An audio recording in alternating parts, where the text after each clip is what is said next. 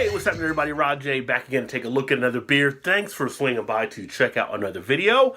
This is from my buddy Todd, and you know Todd from the Beer Flow Show.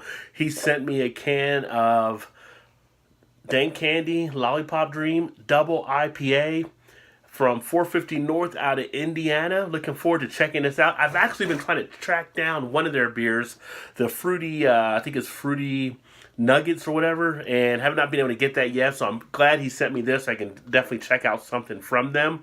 This comes in at 8% ABV, and guess what? 100 IBU. That's right there, 100 IBU. On the back side, a little enter the DIPA, and it's got a little write-up about that, blah, blah, blah. I'm not going to read all of that, of course, but there's the backside. If you like to see it, you can pause it if you like as well. And nothing else really too much about this, so let's get it open and get it into a glass. Let's see what this one has to offer.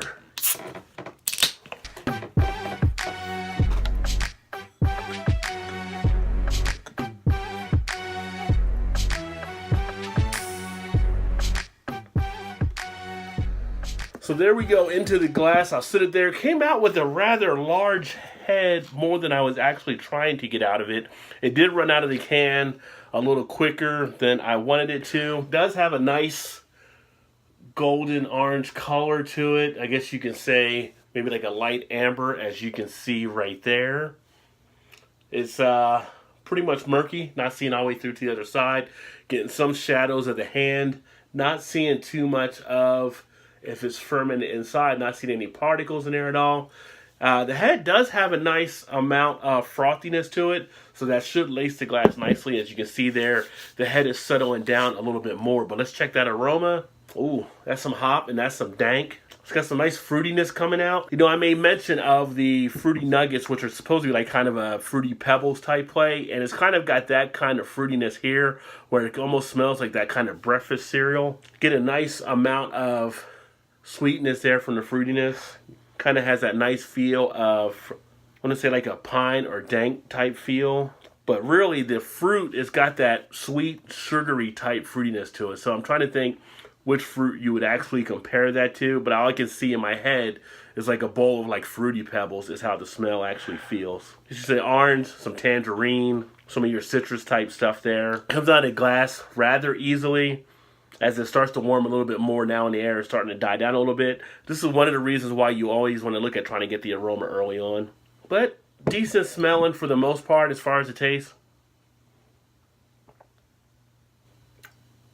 Bitter. But you knew that with 100 IBU it probably would be. Not really overly bitter though. It's got more bitter on the finish than it does on the initial. The initial does not have as much of a bite. I thought it might sting the tongue a little bit more. Really didn't do as much there. Almost a little bit smoother on that initial, but when it goes down, you feel it in the after effect. You start to feel a little bit of that throat burn as it goes down. You also start to feel a little bit of the bitterness there in the back of the throat. Flavor-wise, you are picking up some of the flavor of the hops in there. You are picking up a little bit of that kind of a grapefruit type feel that you would usually get like on a double IPA. A little bit of that tangerine, a little bit of that medicine type feel. It's got like a little bit of a smoothness to it. I mean, you can see here, I'm halfway down on that first pour, and it goes down rather easily on the back end. Head is still hanging in there a little bit. It's got a nice little bit of a smoothness, but yeah, when you take those larger gulps, you are going to feel it scrape on the way down. Body-wise, definitely feels to be more of a medium body beer. I am starting to feel a little bit of that weight in there from the alcohol. As far as anything else, carbonation, not overly carbonated, not really getting a carbonation type burn. The duration of the flavor, pretty much about average or so. A little bit longer. You are having those flavors kick around for a little bit. It's definitely one you don't want to rush through. You also get a little bit of that astringency of the feel, kind of some grapefruit in there too, as far as how it feels there in the mouth. Getting a little bit of the tingling action in the cheeks, not overly as much, but it is a little bit there. But really, the big thing that remains is kind of some of that throat itching taking place. So, depending on if you're a fan of the big bitters or not, If you're not a fan of bitter, obviously you're probably not going to do the double IPA for the most sake.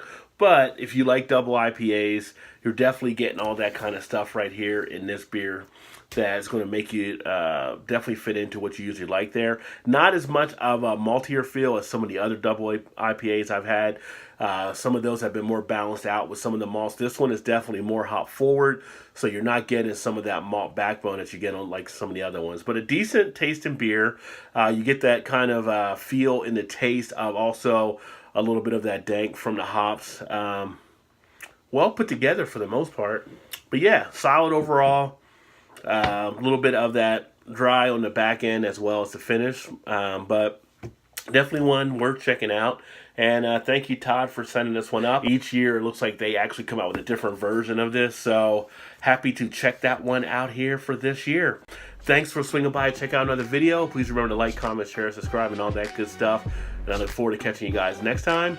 Keep drinking those good craft beers. And remember, there's always time. Get your beer on. Cheers.